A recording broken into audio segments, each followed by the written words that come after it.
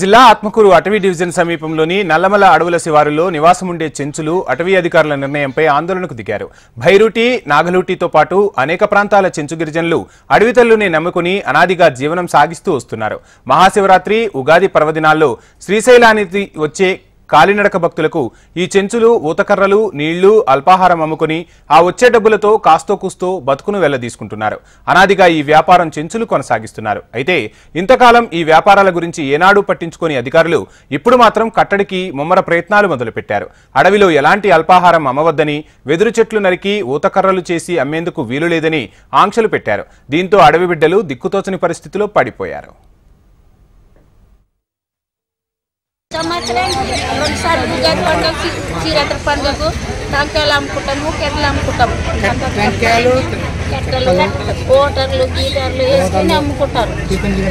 టిఫిని, ఇడ్లీ, బజ్జీ అవన్నీ అమ్ముకోకూడదు అంటున్నారంట సార్.